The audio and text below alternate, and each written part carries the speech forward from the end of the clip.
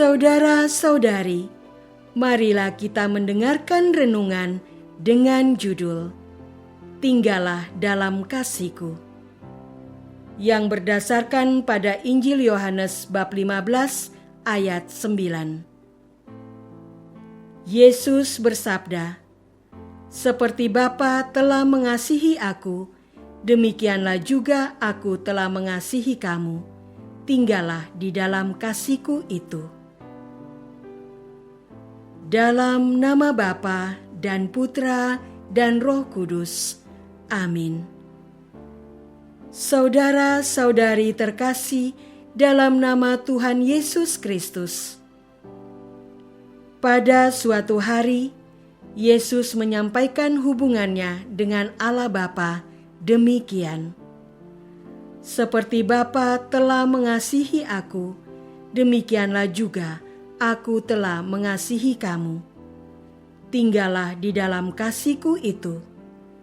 Jikalau kamu menuruti perintah-Ku, kamu akan tinggal di dalam kasih-Ku, seperti aku menuruti perintah Bapa-Ku dan tinggal di dalam kasih-Nya.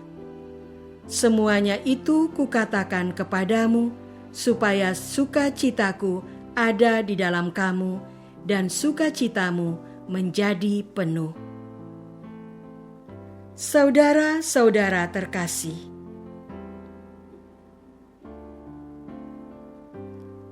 orang kudus yang dihormati Gereja Katolik pada hari ini adalah Santo Athanasius Agung. Uskup Alexandria ini tinggal dalam kasih Tuhan dengan cara menuruti perintah Tuhan Yesus untuk mengajarkan iman. Athanasius disebut sebagai Bapa Ortodoksi karena perjuangannya yang besar dalam mengajarkan Tritunggal Maha Kudus dan misteri penjelmaan sabda menjadi manusia. Ia menentang ajaran-ajaran sesat yang berkembang pada masa itu. Menanggapi ajaran sesat Arianisme, Athanasius pergi menghadiri konsili Nisea yang diprakarsai oleh Kaisar Konstantianus. Athanasius terlibat aktif dalam diskusi-diskusi mengenai kealahan Yesus Kristus, pribadi kedua dalam Tritunggal Maha Kudus.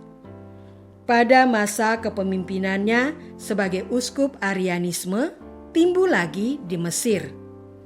Dengan tegas, Athanasius menentang itu. Ia menghadapi banyak tantangan. Athanasius kemudian dipilih menjadi uskup Alexandria.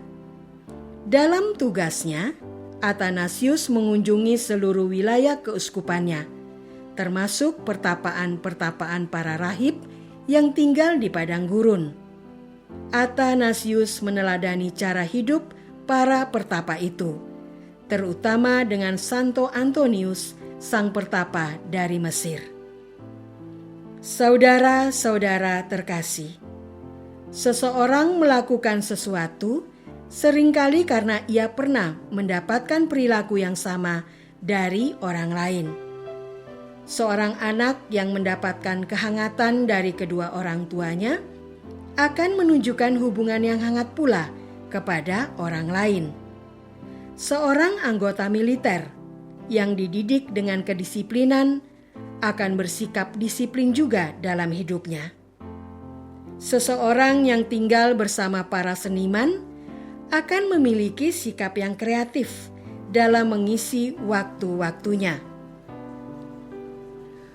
Pada prinsipnya, seseorang yang menunjukkan kebaikan kepada orang lain terbentuk karena ia dipenuhi kebaikan dari orang lain. Tawarannya ada dua. Apakah kita mau membuka diri terhadap kebaikan-kebaikan yang kita terima dari orang lain di sekitar kita, dari keluarga kita, dari sekolah kita, dari tempat kerja kita, dari tetangga kita, dari teman dan saudara kita, dari ajaran agama kita, dari pemerintah negara kita. Jika begitu banyak kebaikan kita terima, tapi tidak kita serap, bagaimana mungkin kita bisa membagikannya? Ibarat tanah berpasir yang tidak bisa menyimpan air hujan yang deras mengucur, pantaslah tidak ada tanaman yang tumbuh di atasnya. Sebaliknya, ada pula manusia yang berada dalam lingkungan yang tidak memiliki banyak cinta kasih. Tetapi orang tersebut memang penuh kasih, sehingga sedikit saja kasih yang diterima akan dibagikannya dengan berlimpah kepada orang lain. Marilah kita bagikan kasih yang kita terima kepada orang lain dengan murah dan berlimpah, sama seperti Bapa yang memberikan kasih-Nya dengan cuma-cuma kepada kita. Saudara-saudara terkasih, panggilan berikutnya bagi kita adalah menjadi orang yang membagikan kasih, sehingga orang lain damai jika berada bersama kita.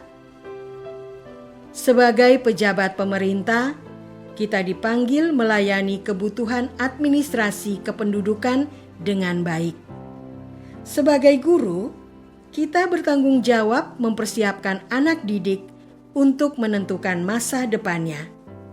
Sebagai biarawan-biarawati, kita membagikan hidup rohani yang baik kepada umat di sekitar kita. Sebagai pengusaha barang dan jasa, baiklah kita mempermudah masyarakat memenuhi kebutuhannya. Inilah cara kita mewujudkan panggilan Tuhan dalam perikop tadi untuk tinggal dalam kasih Yesus. Kasih itu diwujudkan dalam menjalankan tugas kita sehari-hari. Beberapa orang ada yang melakukan lebih baik untuk membagikan kasih itu. Beberapa misionaris pergi ke daerah-daerah yang jauh untuk mewartakan Injil. Beberapa pertapa memenuhi waktu hidupnya dengan berdoa dan membaca kitab suci. Beberapa ilmuwan bertekun menemukan teknologi yang berguna bagi masyarakat. Beberapa pemimpin menciptakan suasana damai dan sejahtera bagi negaranya. Pada akhirnya, iman memang tidak cukup dengan berkata, "Allah, ya Allahku," tetapi dengan perbuatan yang membuat orang lain merasakan kasih Yesus itu. Apakah kita sudah merasakan kasih bersama Yesus? Apakah kita sudah membagikan kasih Yesus yang kita terima? Marilah kita berdoa. Ya Tuhan, kasih-Mu memenuhi sepanjang hidup kami. Dalam suka maupun duka, kasih-Mu hadir menghibur. Kasih-Mu tidak pernah berkurang setitik pun, bahkan semakin berlimpah ruah. Kami Engkau panggil untuk membagikan kasih itu kepada orang-orang di sekitar kami melalui tugas kami sehari-hari. Semoga kasih-Mu memenuhi hidup orang-orang di sekitar kami, sehingga mereka mengenal-Mu sebagai Tuhan yang penuh kasih. Engkaulah Tuhan kami yang murah hati untuk berbagi kasih, kini dan sepanjang masa. Amin. Semoga kita semua selalu dinaungi dan dibimbing oleh berkat Allah yang Maha Kuasa, dalam nama Bapa dan Putra dan Roh Kudus. Amin.